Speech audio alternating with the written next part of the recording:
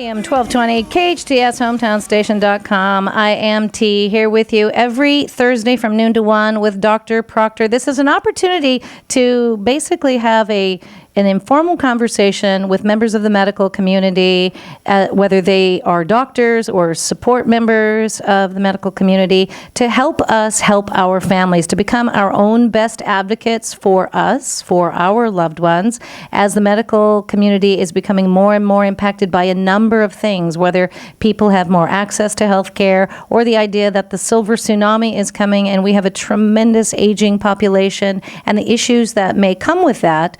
There is an opportunity for us to have conversations here, again, peeking over the shoulders of the medical community to see what they are doing, how they are helping us, and how we can help ourselves. Today we are talking with Dr. Sabita Malla, who has a private practice here in the Santa Clarita area. She's an internal medicine geriatrician. She's also affiliated with the Sierra Medical Group. And Rick Ferrante, who is president of Home Care Services, which I have huge shout out to you for what you're doing with your other hat in that world to help people be able to stay home where they are comfortable. But today, Rick is here on behalf of the Santa Clarita Walk to End Alzheimer's. He's the chair of the Santa Clarita Walk to End Alzheimer's. And we're talking about Alzheimer's disease. We've talked a bit about what it is, how it's not a natural part of aging, how many people are affected across the United States, some of the signs of Alzheimer's. And again, if you would like more information, you can go to alz.org. But I'd like to talk to both of you a little bit now about the effects of families. There's fear and stigma when it comes to Alzheimer's. There's challenges of that diagnosis will present to a family when they are faced with it. And I would like to talk a lot about the support and resources available. Dr. Malta, I would like to ask you first, when you have patients come in, because I know you've seen it firsthand in the moments after diagnosis, what do you feel your patients and their loved ones, what is the overwhelming emotion that comes up for your patients and the loved ones that deal with this? First of all, Alzheimer's disease is progressive, so they need to understand that what they see, they won't be seeing after a few months or years because it's so progressive. There's no medication to stop it. So they need to be ready. Most important is education, to tell them that what they have to do, they need close support. The patient will be unable to go around doing their day-to-day activities. Complete support is necessary. They forget to take their medications. They start to wander around. They get lost in even familiar surroundings. Driving is a hazard because they get confused with everything. They should be aware that patients will not remember what to do if they are in the kitchen. So that is a hazard. So these are all these educations. We need to educate the caregivers, patients, and the family members so that we need to protect them. For the patients themselves, we need to increase their exercise physically and mentally so that they get more oxygen in their brains so that we can at least prevent rapid progression of the disease. This is by increasing more activities, mental, physical challenges. As our body needs food, brain needs oxygen and glucose to keep it alive. Otherwise, the neurons, that's the disease. Alzheimer's disease is neurons dying. So in order to prevent them dying, we need more oxygen, glucose. So to get these to the brains, they need more exercise, mental and physical. So these are all these that the caregivers and the family needs to be aware of. Education, if someone were to come in your office, and again, I know you've seen this more than I have. I have a lot of experience. You have more. Would you say that when the diagnosis is delivered to the family member or to the loved one, that the thing that they experience most is fear of the disease, of the future? Yes, they do have fear, the stigmata that, if my parent has a Alzheimer's diagnosis, then maybe I also will be more prone for that. So there So is the a fear is far-reaching. Far-reaching, not only for their parents, how to take care of them, but also for themselves and their family. They may, first of all, they want to be, they will be like, oh no, he doesn't have it.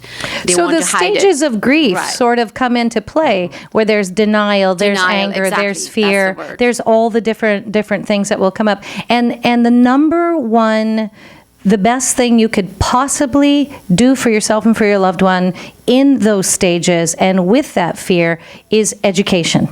Education, learn as much as you can, and then once you understand that, that will help you through all the other stages. Rick, in talking with, alz.org, again, a marvelous website, incredibly informative.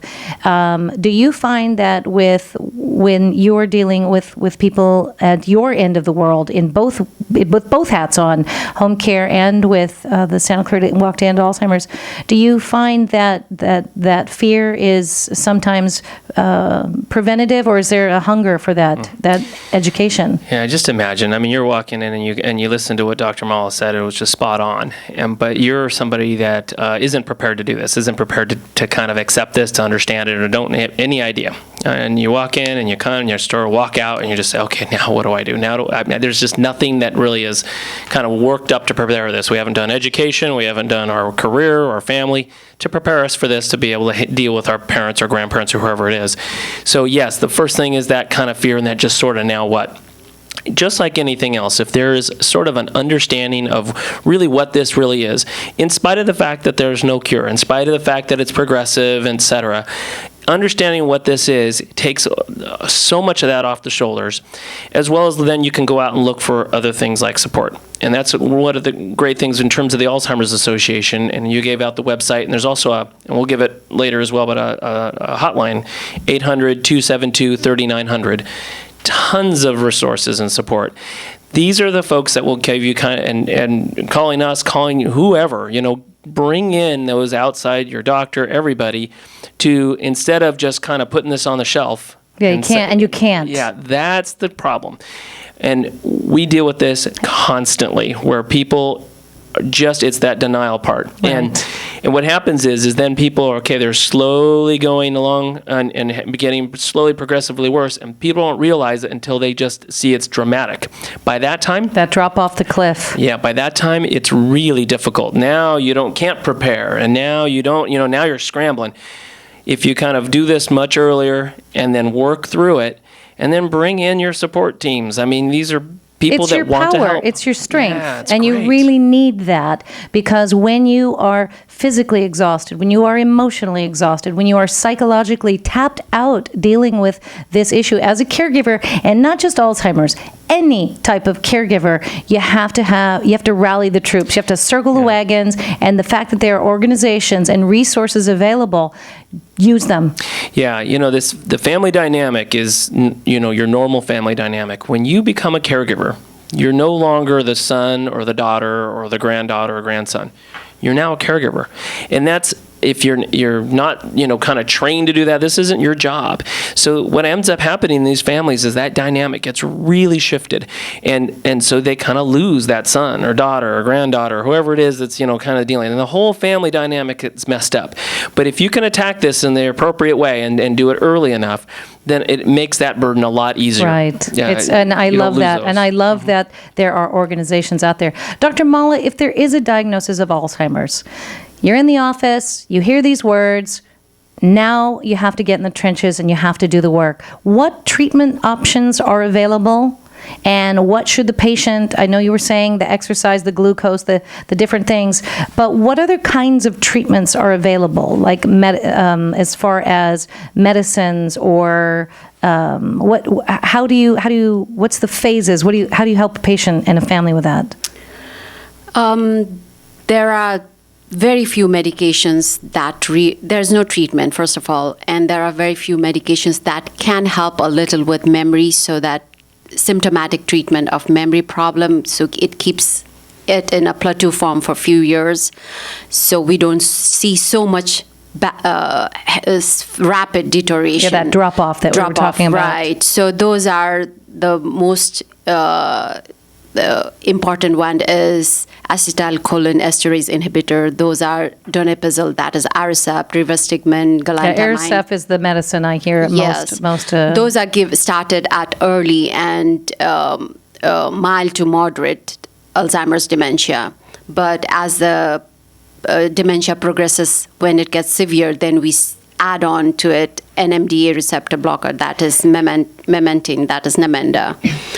And the side effects of these medications are Aricept can cause abdomen discomfort, nausea, vomiting, and if they taken in the night, some people have nightmares. So the benefits sometimes might not, the risks might outweigh the benefits. So. Right, but they may become used to it. They will become used to it, and it does help. Now, I know a lot of people associate Alzheimer's with simply a cognitive and a memory neurological issue. And what I believe families sometimes forget in the dealing with Alzheimer's is that the brain is the computer system of the body. And when the brain starts to be affected, because there are things that are changing in the chemistry of the brain with Alzheimer's, I've seen this over and over, where they're surprised by the physical effects that change with Alzheimer's. And they're absolutely, and again, this comes with education about Alzheimer's, getting to a place where you understand the stages and what occurs. Can you talk to me a little bit and address, and you don't have to go into great detail, but the things that happen to the body as Alzheimer's begins to really take over, that computer system? Yeah, that is the most important thing that we have to teach the caregivers and family members. What happens to the brain? They may not understand. Initially, the brain starts shrinking. Our memory part, that is the hippocampus of the brain, that is the most important place where the memory is stored, that starts shrinking. The neuron starts dying, and there is abnormal plaques deposits in the brain, and that's that sticky nerves, towel. right? And the nerves become all crazy, tangled, and they lose connection between all the nerves in between themselves. The nerves lose connection between the muscles and other organs of the body. So if there is no connection, then they forget. That's how the memory they lose first the memory because the hippocampus starts shrinking, and then the connection between the nerves are lost. So they forget how to use their hands or tongue, or they even forget how to swallow. Exactly. And then aspiration becomes so that's the a nerves fear. dying. Right. So they need to know what's happening. There is no going back on it. The only thing is to keep them motivated, increase their mental and physical capacity so that it doesn't deteriorate so fast. So they'll need total help at the end of it. And this is where friends and family become critically important, again, circling the wagons. Once upon a time, we lived in a society where our elders lived with us. Our elders were there with us. We live so far flung now, where a lot of times families are far away, and they're not always, right there in the... So it does many times comes down to other family members and friends who need to step in, and don't be afraid to ask for help, because there will come a time with an Alzheimer's patient where round-the-clock care becomes an issue, and that's hard for the caregivers, the family, the people who are stepping in, and certainly for the patient who now requires not just that emotional support and those other areas. They now require help from you, from the loved ones, from the caregiver, for everything. And it's hard on the family. It's hard on everyone. It's very shocking. Yeah, they lose control of their bowel, bladder. Yes, and ultimately. And that's the thing. I feel like as long as we understand and we're educated, like you say, Rick, early on, here are the stages, here's the progression, here are the things you need to be prepared for, so that one day you don't just say, oh my gosh, the shock, the change, because it's not overnight, but there are things that happen so quickly, that progress so fast, that you need to be prepared. And again, we're talking with Rick Ferrante, who's here today officially as chair of the Santa Clarita Walk to End Alzheimer's. Again, for more information for you, for your loved ones, It's alz.org, an incredible website with a lot of information. And we're also talking with Dr. Sabita Malla, who has a private practice here in the Santa Clarita Valley. Her last name is Malla. She's also affiliated with Sierra Medical Group as an internal medicine geriatrician.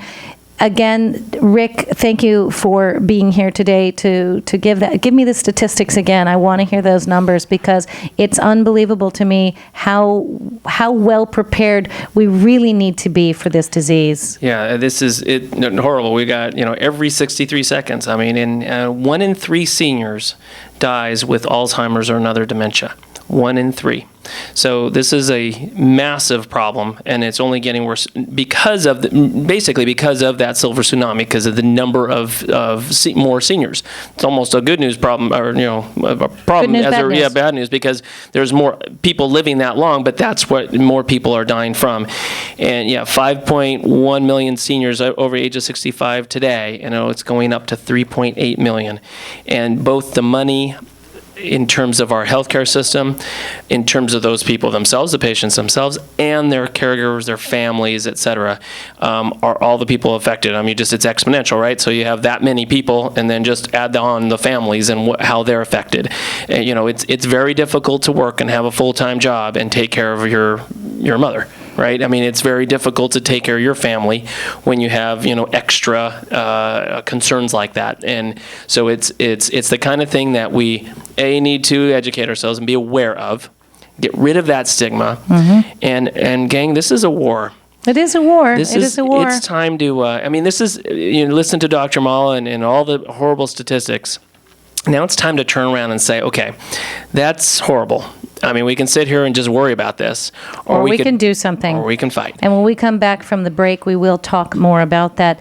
Dr. Malla, we were saying, thank you for being here today, and we were saying one of the best things patients and caregivers can do is to come to you with some information, right? Not to come in blind, not to come in with, but to come in with a list and a checklist and the ideas that they can communicate with you, right? That'd be really good. That'd be helpful. Awesome. Yes, if everyone would do that, life would be so much easier. And it's not a big deal, but the idea that they'll come to you and talk about dietary changes, what the lifestyle is, what level of activity, and write down those instances perhaps of that forgetfulness, and so that they can come to you with a bit of information, because for you, the more you know, the more you can help. Right. And those diagnostic skills can really be sharpened if you actually have something to look at.